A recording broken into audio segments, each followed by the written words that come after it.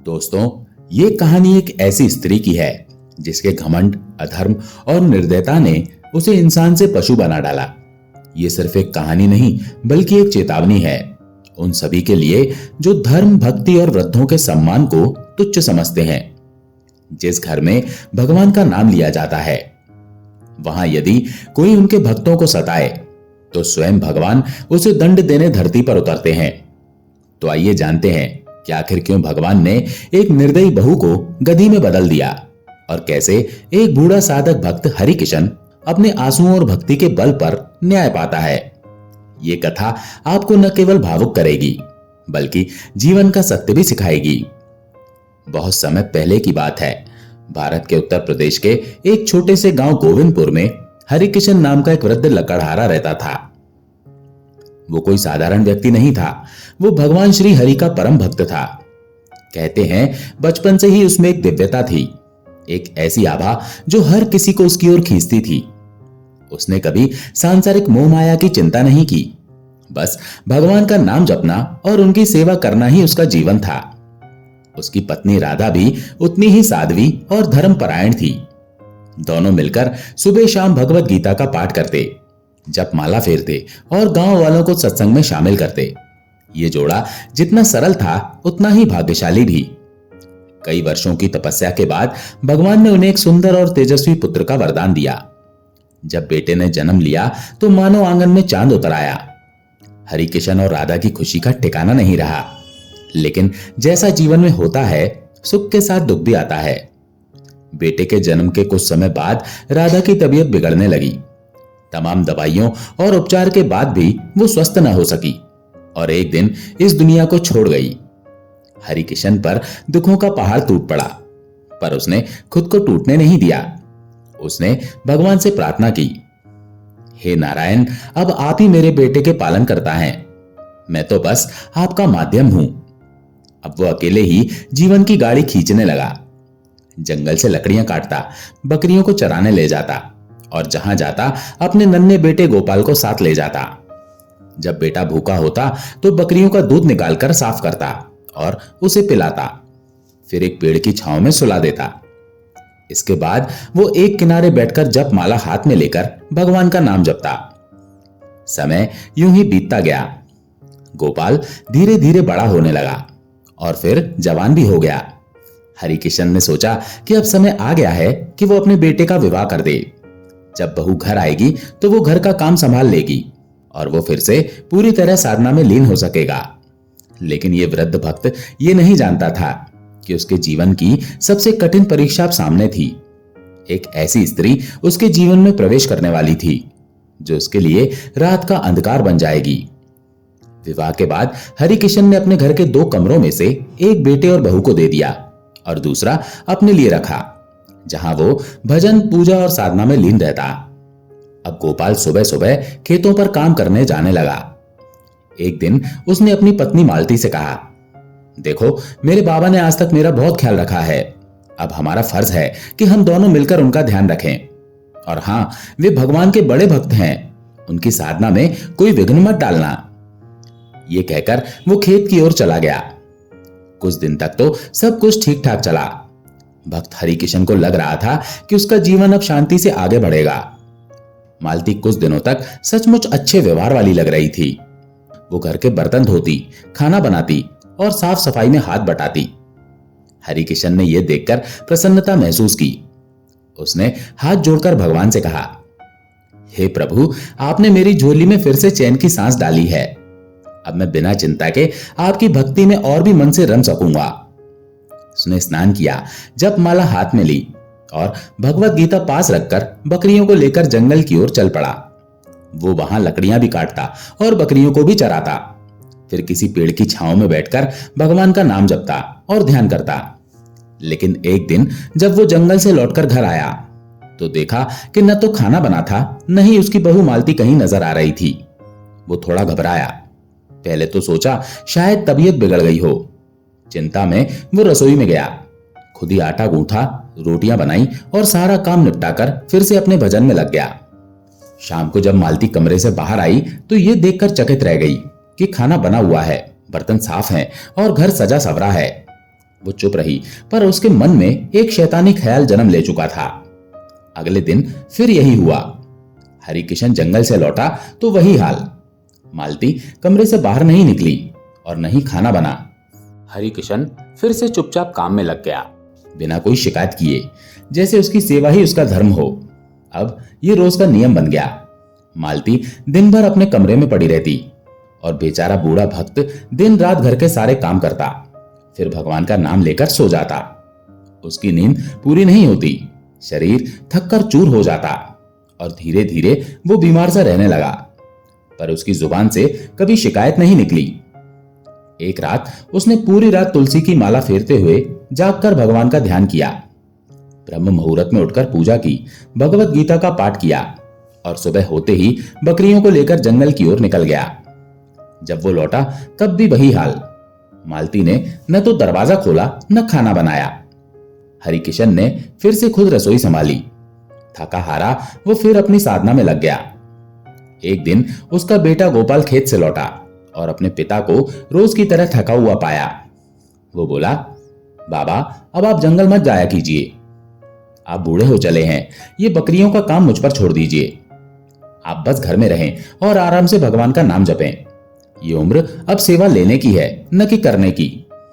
हरिकिशन मुस्कुराया और बोला, बेटा बकरियां पालना और अपने हाथ से घर का काम करना भी धर्म है। ये मेरे लिए सेवा ही तो है और सेवा भी साधना का रूप है। पर गोपाल ने जिद कर ली, नहीं बाबा, अब घर की जिम्मेदारी मालती की है और बाहर की मेरी। आप आराम करें, हम सब संभाल लेंगे। ये कहकर वो खेतों की ओर निकल गया। हरिकिशन उस दिन पहली बार दिन भर घर में ही रहा। उसने भगवान की पूजा की, जप माला ली और साधना में बैठ गया। पर दोपहर में वो थक गया तो चारपाई पर लेट गया। उसे क्या पता था कि असली तूफान अब आने वाला है। मालती कमरे में आई और गुस्से में बोली, उठो, कितना आराम करोगे? मैं कब से बाहर खड़ी हूं कि ये बूढ़ा उठे और काम करे। क्या मैं अकेले सारा काम करूंगी? रोटियां तोड़ने की ताकत है, पर झाड़ू पोछा करने की नहीं। मालती की आवाज तूफान से पहले की खामोशी जैसी थी। वो चीखी, उठो, कितनी देर से सो रहे हो? आराम ही करना आता है, बाकी सब मुझसे होगा क्या? हरिकिशन कुछ नहीं बोला, थके हुए कदमों से बाहर आया। उसकी सांसें भी जवाब दे रही थी, लेकिन मालती का स्वर और तेज हो गया। चलो सारे बर्तन धो डालो और उसके बाद झाड़ू पोछा भी करना है। कब तक मुफ्त की रोटियां तोड़ते रहोगे? और अगर तुम्हारी पत्नी जिंदा होती तो उसे भी यही काम करना पड़ता। हरिकिशन कुछ नहीं बोला, खांसते हुए बर्तन धोने बैठ गया। उसके हाथ कांप रहे थे, पर आत्मा शांत थी, जैसे भीतर भगवान का नाम उसे सहारा दे रहा हो। बर्तन निपटाते ही मालती एक बाल्टी भर कपड़े खींच लाई और सामने पटकते हुए बोली, अब ये सारे कपड़े धो डालो और जल्दी करना। हरिकिशन ने कपड़े धोने शुरू किए ही थे कि मंदिर से आरती की आवाज गूंजने लगी। ओम जय जगदीश हरे। उसके मन में व्याकुलता जागी। हे प्रभु, आरती का समय है और मैं कपड़े धो रहा हूं। उसने कपड़े किनारे रखे और व्रत की तरह संकल्प लिया, स्नान किया और अपने कमरे में पूजा की चटाई बिछाने लगा। तभी मालती गुस्से से आकर चटाई उठाकर फेंकते हुए बोली, क्या तरीका है ये? हर समय पूजा पाठ में लगे रहते हो। देखो कमरा बदबू से भरा है। हरिकिशन ने धीरे से चटाई फिर बिछाई, लेकिन मालती उसकी ओर लपकी और चटाई पर खड़ी हो गई। उसने बूढ़े हरिकिशन का बाजू पकड़ा, खींचते हुए बोली, पहले कपड़े धो, फिर पूजा करना। उसका हाथ दर्द से कांप गया, पर वो कुछ नहीं बोला। कपड़े धोने के बाद जब वो फिर पूजा करना चाहता था, तब तक सूर्यास्त हो चुका था। वो सोचने लगा, हे भगवान, 3 दिन से रात में भजन, दिन में काम और अब मेरी पूजा भी अधूरी रह जाती है। क्या मैं आपके निकट नहीं रहा? तीसरे दिन जब वो फिर बर्तन धोने बैठा, उसकी हालत और बिगड़ चुकी थी। हाथों से बर्तन छूट रहे थे। मालती गरज उठी, क्या ऐसे बर्तन साफ होते हैं? हम जानवर हैं क्या जो गंदे बर्तनों में खाना खाएं? फिर उसने एक बर्तन उठाया और गुस्से में हरिकिशन के हाथ पर मार दिया। वृद्ध भक्त दर्द से कांप उठा, फिर भी चुप रहा। उसने सारे बर्तन दोबारा इकट्ठे किए और धोने लगा। धूप सिर पर थी, वो पसीने में डूबा था। तभी उसे चक्कर आया। वो बर्तनों के ऊपर गिर पड़ा। जमीन पर मुंह के बल गिरे हरिकिशन की सांसें उखड़ने लगी। मालती को उस पर जरा भी दया नहीं आई। उसने जूते से ठोकर मारी और बोली, नाटक मत कर, उठ जा।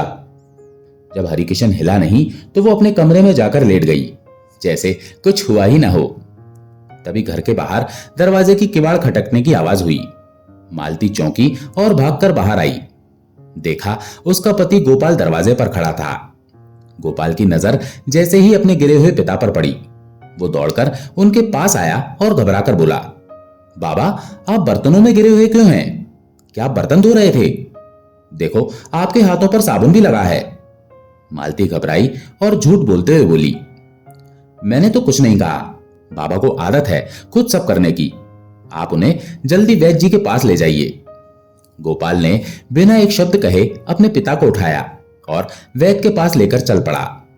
वैद्य ने लंबी नजर डालकर कहा, इनकी हालत बेहद नाजुक है। कमजोरी इनकी हड्डियों तक पहुंच चुकी है। इन्हें आराम की सख्त जरूरत है।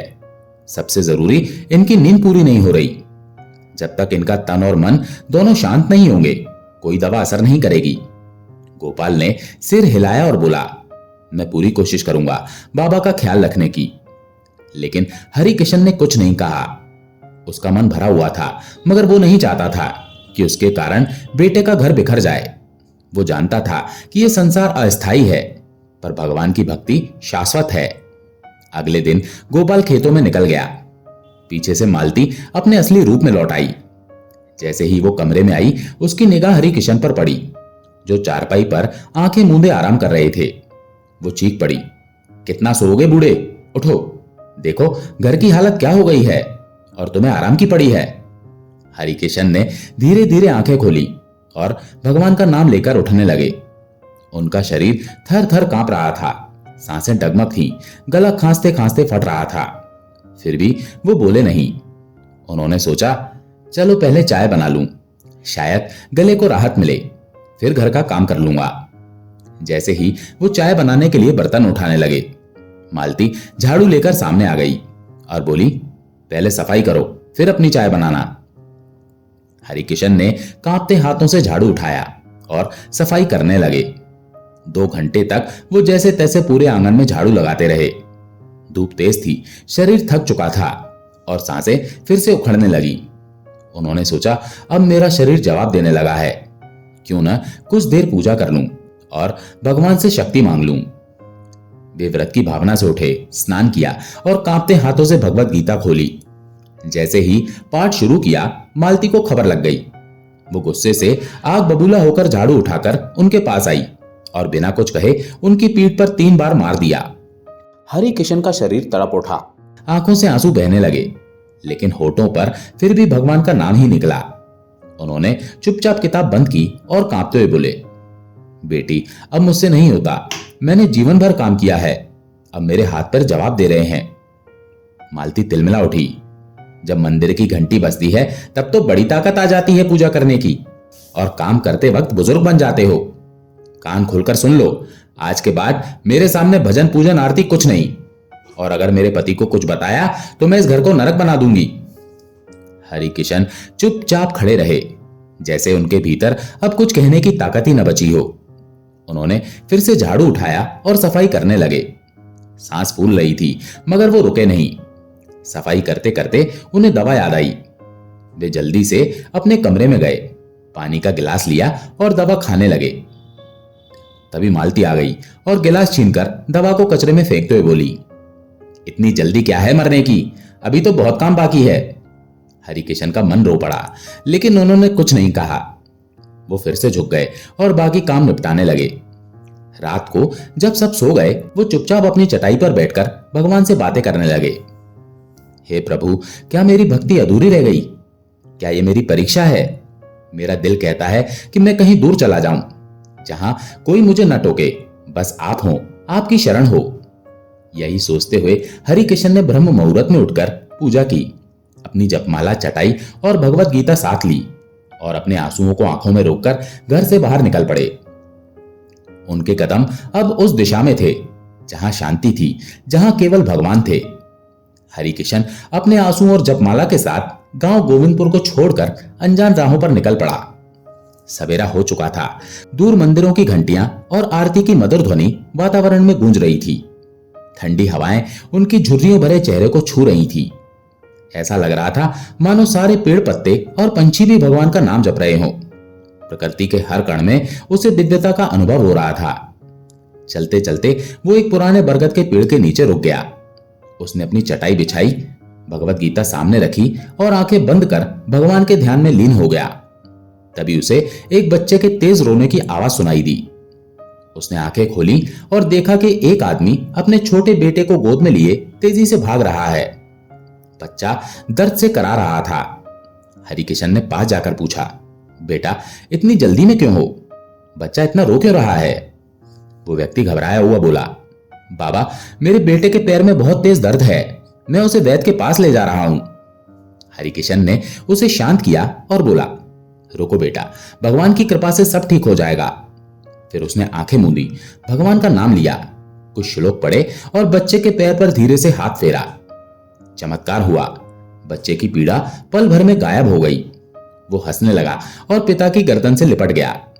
वो आदमी अचंभे से हरिकिशन की ओर देखने लगा। उसकी आंखों में कृतज्ञता भर आई। वो हाथ जोड़ते हुए बोला, बाबा आप कौन हैं? कहां से आए हैं? हरिकिशन ने मुस्कुराते हुए कहा, मैं बस एक साधारण भक्त हूं, प्रभु की भक्ति के लिए जंगल आया हूं। उस व्यक्ति ने आग्रह किया, बाबा मेरे घर चलिए, मैं आपकी सेवा करूंगा। आपको अकेले जंगल में नहीं रहना चाहिए। हरिकिशन पहले संकोच में रहा, लेकिन उसकी सच्चाई देखकर चलने को तैयार हो गया। उस व्यक्ति का नाम था विश्वनाथ और वो पास के गांव का एक सीधा साधा व्यापारी था। उसका घर छोटा था, लेकिन उसमें बड़ा दिल बसता था। वहीं उसकी बहन सुमित्रा भी रहती थी, एक सरल और धर्म में रुचि रखने वाली युवती। सुमित्रा ने हरिकिशन के पैर छुए और बड़े स्नेह से उनके लिए ताजा खाना बनाया। हरिकिशन ने प्रेम से उसके सिर पर हाथ रखा और बोला, बेटी तुम्हारा ये सेवा भाव तुम्हें भगवान के और पास ले जाएगा। सुमित्रा हर समय उनके पास बैठती, भगवत गीता के श्लोक सीखती और भक्ति की बातों में रम जाती। धीरे धीरे वो भी एक सच्ची साधिका बन गई। हरिकिशन को यह घर बहुत प्रिय लगने लगा। वहां सादगी थी, सेवा थी और सबसे बड़ी बात, भगवान का नाम बिना रोक टोक लिया जा सकता था। विश्वनाथ के पास पहले 2 ही बकरियां थी, लेकिन जब से हरिकिशन उनके घर आए, जैसे भगवान की कृपा उस पर बरसने लगी। बकरियों की संख्या बढ़ने लगी, व्यापार में तरक्की होने लगी और घर में हमेशा आनंद का वातावरण रहने लगा। लोगों को जब पता चला कि इस घर में एक ऐसे संत रहते हैं जिनके हाथों में भगवान ने चमत्कारी शक्ति दी है, तो लोग दूर दूर से अपनी तकलीफें लेकर आने लगे। हरिकिशन सिर्फ भगवान का नाम लेकर उनके सिर पर हाथ फेरते और आश्चर्यजनक रूप से लोगों को शांति और राहत मिल जाती। विश्वनाथ ने कहा, बाबा आप हमारे लिए भगवान का वरदान हैं।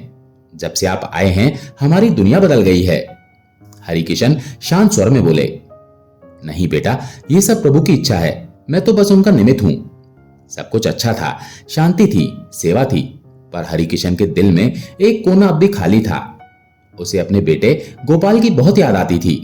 वो अक्सर अकेले में बैठकर सोचता, ना जाने मेरा बेटा अब कैसा होगा, उस निर्दयी स्त्री के साथ वो क्या सह रहा होगा। क्या वो मुझे याद करता होगा? क्या वो मेरी तरह हर रात भगवान को पुकारता होगा? उसकी आंखें नम हो जाती, पर उसकी आस्था कभी नहीं डगमगाई। हरिकिशन भले ही गोविंदपुर छोड़कर जंगल की ओर चला गया था, पर उसका बेटा गोपाल दिन रात उसे ढूंढ रहा था। बाप के बिना वो बेचैन रहने लगा। न वो खेतों पर ठीक से ध्यान दे पाता, न घर में चैन से बैठ पाता।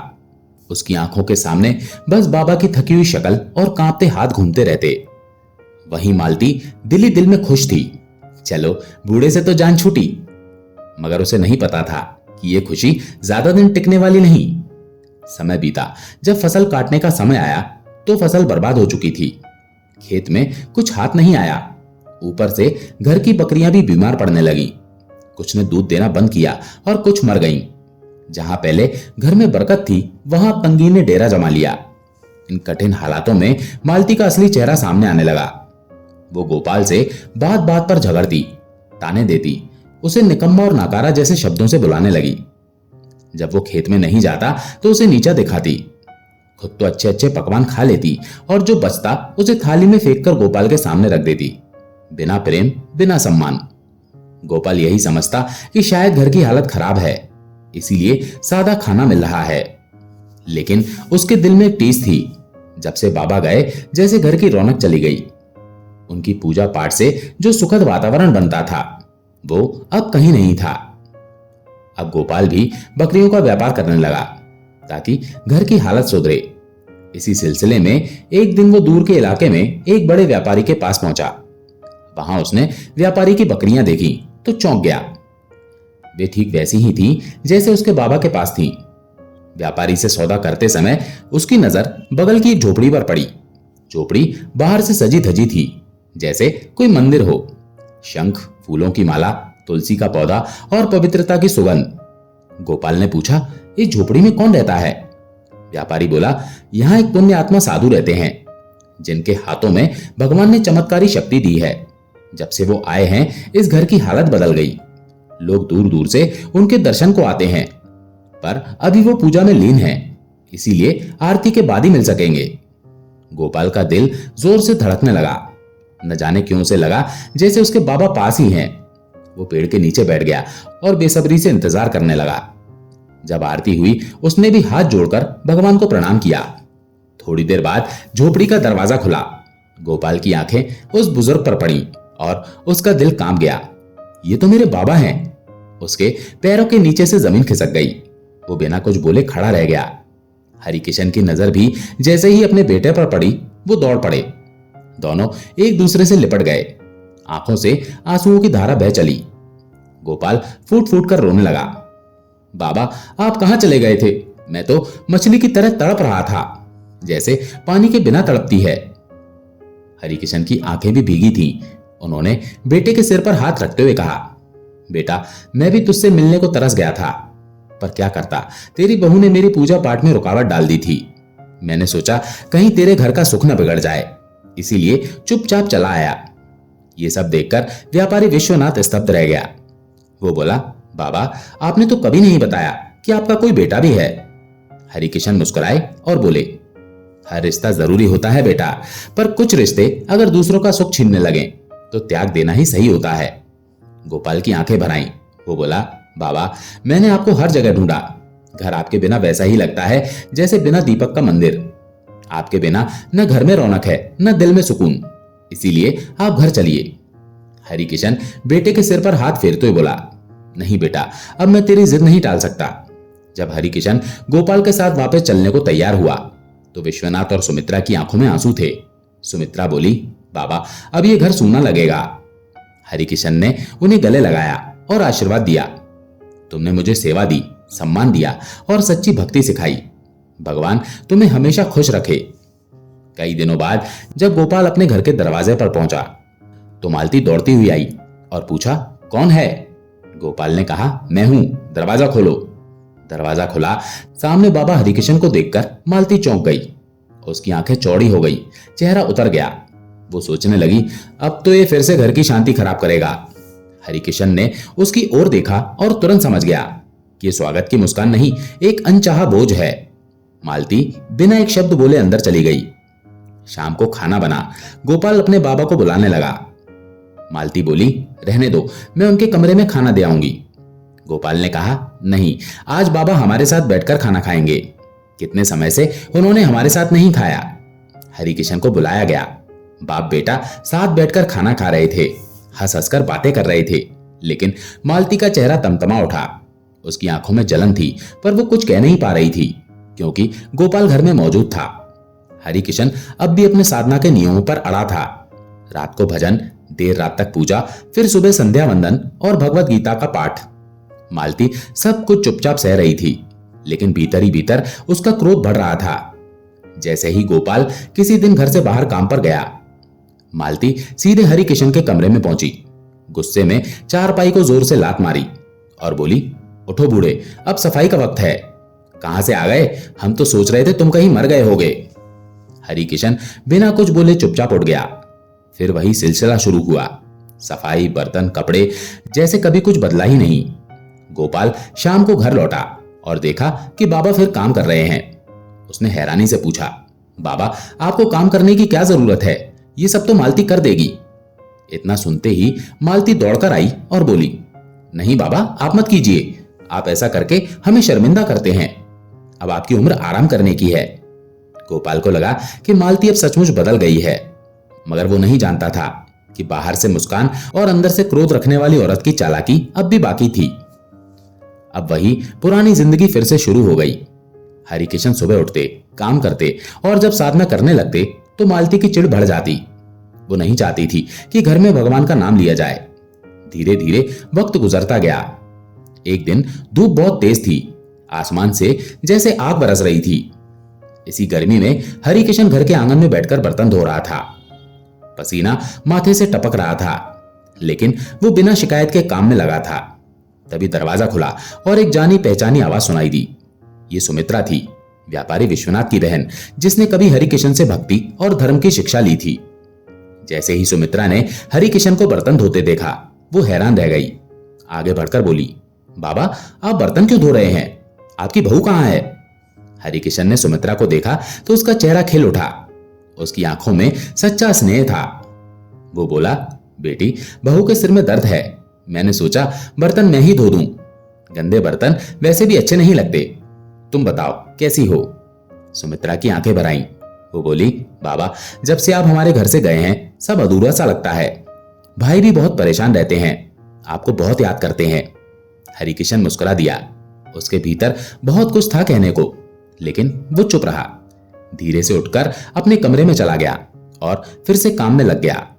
सारा दिन उसने बिना थके घर का काम किया। शाम को जब गोपाल लौटा तो उसने अपने बाबा को बेहद थका हुआ देखा। वो मालती से बोला, बाबा इतने थके क्यों हैं? कहीं तुमने उनसे ज्यादा काम तो नहीं करवाया? मालती ने झूठी मासूमियत के साथ जवाब दिया, नहीं, ये तो खुद ही कुछ ना कुछ करते रहते हैं। मैं तो मना करती हूँ, कहती हूँ आराम करो, लेकिन ये मानते ही नहीं। गोपाल ने बाबा से कहा, बाबा अब आप आराम क्यों नहीं करते? अब आपकी उम्र है भगवान का नाम लेने की, न कि झाड़ू पोछा करने की। हरिकिशन मुस्कुराकर बोला, बेटा तू सही कहता है, पर अगर मैं काम नहीं करूंगा तो तेरी बहू नाराज हो जाएगी। वो वैसे ही मुझसे कुछ खफासी रहती है। गोपाल ये सुनकर चुप हो गया। वो जानता था कि कुछ तो गड़बड़ है, लेकिन बाबा के स्वभाव को देखकर कुछ कह नहीं पाया। रात को हरिकिशन थककर अपने बिस्तर पर लेट गया और देर तक भगवान का नाम जपता रहा। उसने प्रार्थना की, हे प्रभु मेरी बहू का दिल बदल दीजिए, उसे थोड़ी दया दीजिए। मुझे और कुछ नहीं चाहिए, बस थोड़ा समय दे दीजिए कि मैं शांति पूर्वक आपकी भक्ति कर सकूं। सुबह फिर वही दिनचर्या शुरू हुई। मालती उसे आवाज लगाती, काम पर लगाती और वो चुपचाप सब करता रहता। हरिकिशन के मन में बस एक ही बात थी, मैं बहू की बात मान लूं, लेकिन मेरी भक्ति का समय कोई न छीने। पर एक दिन मालती ने हद पार कर दी। हरिकिशन ने धीमे स्वर में कहा, बेटी कृपया मेरा पूजा का आसन और जपमाला मत छीनो, ये सब भगवान को अच्छा नहीं लगता। ये सुनते ही मालती आग बबूला हो गई। उसने हरिकिशन को कमरे से बाहर धक्का दे दिया और चिल्लाई, चल बूढ़े काम पर लग जा, जितनी फुर्ती से पूजा करता है उतनी फुर्ती से काम भी कर। हरिकिशन कांपते पैरों से आंगन में आया और झाड़ू लगाने लगा। कच्चा आंगन था, मिट्टी उड़ने लगी। इससे उसकी खांसी शुरू हो गई, सांसें फूलने लगी। वो दीवार के सहारे बैठ गया, मगर मालती को उस पर जरा भी तरस नहीं आया। वो चीखते हुए बोली, जल्दी कर बूढ़े, बहुत काम पड़ा है। वो जानबूझकर उसे थकाती, सताती और काम करवाती। उस दिन हरिकिशन ने इतना काम किया कि न खाना खाया न पूजा कर सका। रात को वो अपने कमरे में पहुंचा, मगर उसने देखा कि उसका पूजा आसन गायब था, जपमाला भी नहीं मिली। पर भक्त हरिकिशन ने हार नहीं मानी। उसने एक साफ कपड़ा बिछाया और उंगलियों पर माला की जगह जप करने लगा। सुबह हुई। पूजा के बाद वो भगवत गीता पढ़ रहा था कि बाहर से बर्तनों को फेंकने की तेज आवाजें आने लगी। बाहर जाकर देखा, आंगन में बर्तन बिखरे पड़े थे, कचरे के ढेर लगे थे। मालती जानबूझकर तमाशा कर रही थी, क्योंकि गोपाल सुबह सुबह ही बकरियों को लेकर निकल गया था। उसे हरिकिशन की लंबी पूजा से चिढ़ थी। हरिकिशन जैसे ही अपने कमरे की ओर बढ़ा, मालती ने उसे बाल पकड़कर उसे नीचे गिरा दिया। फिर जब देखा कि वो भक्ति में बैठ गया, तो कमरे में आकर उसे जूते से मारने लगी। लेकिन हरिकिशन शांत रहा। उसका मन भगवान में था, उसका जप जारी था। उसने ठान लिया था, अब चाहे जो हो जाए, जब तक मेरा पाठ पूरा नहीं होगा मैं नहीं उठूंगा। सहनशीलता की सारी सीमाएं पार हो चुकी थी। भक्त हरिकिशन, जो इतने अत्याचारों के बावजूद शांत था, अब भी अपने प्रभु का नाम जप रहा था। मालती ने उसे खूब मारा पीटा, लेकिन जब उसने देखा कि हरिकिशन अपनी पूजा और भगवत गीता के पाठ से हट नहीं रहा, तो उसके भीतर की बुराई और भड़क उठी।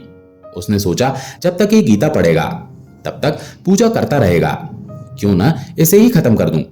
ये सोचकर मालती जैसे ही भगवत गीता को उठाने के लिए झुकी, उसी पल उसकी हालत बिगड़ने लगी। उसके हाथ पैर टेढ़े होने लगे, शरीर कांपने लगा और चेहरे पर अजीब विकृति उभर आई। उसकी गर्दन एक तरफ झुक गई, जुबान बाहर लटक गई। कुछ ही क्षणों में उसका शरीर गधी जैसा हो गया, लेकिन उसका चेहरा औरत का ही रहा, ताकि दुनिया उसे पहचान सके।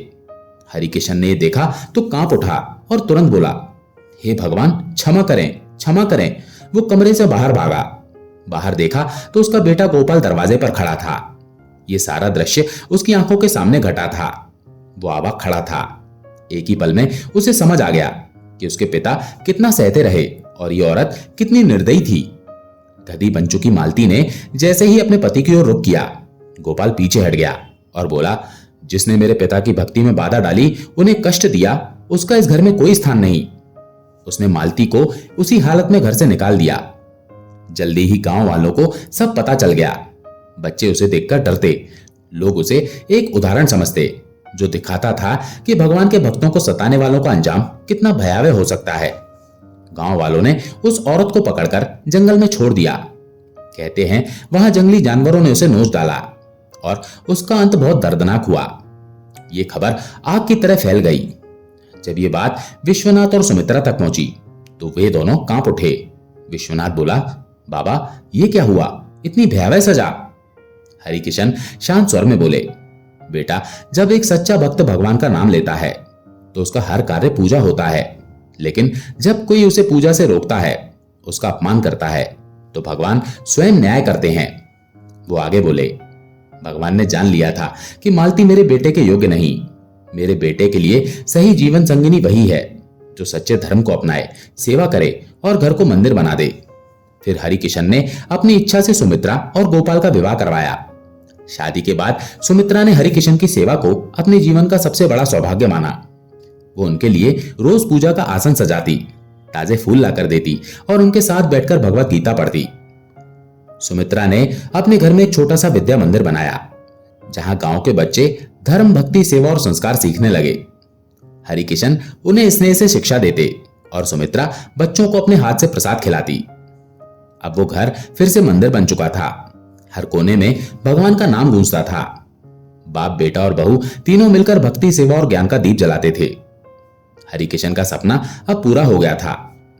दोस्तों, जब सहनशीलता का घड़ा छलकने लगे, जब आंखें आंसू नहीं बल्कि आत्मा का भार गिराने लगे, तब समझो कि ईश्वर खामोश नहीं, बस परीक्षा ले रहा है। ईश्वर के भक्त को दुख देना कोई साधारण अपराध नहीं, बल्कि ईश्वर की आंखों में चुनौती फेंकना है। क्योंकि वो भक्त जो अपमान, तिरस्कार और पीड़ा सहते हुए भी केवल प्रभु का नाम जपता है, उसकी रक्षा के लिए स्वयं भगवान उतरते हैं। जो व्यक्ति किसी साधक को, किसी वृद्ध को, किसी सेवा में लीन आत्मा को कष्ट देता है, वो वास्तव में अपने भाग्य की जड़ें खुद काट रहा होता है। ईश्वर मौन रह सकता है, लेकिन अन्याय के विरुद्ध उसकी दृष्टि कभी मौन नहीं रहती। हर अत्याचार का अंत होता है और हर सहनशील आत्मा की एक सुबह होती है। जिस दिन भक्त की आंखों से ज्यादा उसके भगवान की आंखें नम हो जाएं, उस दिन न्याय नहीं, ईश्वरीय न्याय होता है। और ईश्वरीय न्याय न किसी अदालत का मोहताज होता है, न किसी गवाही का। दोस्तों, जो घर माता पिता को बोझ समझता है, वो घर धन से नहीं, परिशुद्धि प्रेम से खाली होता है। क्योंकि जहां बुजुर्गों की सेवा नहीं, वहां न लक्ष्मी टिकती है, न शांति। इसीलिए जीवन में हमेशा याद रखें, ईश्वर को पूजा से पहले इंसानियत पसंद है।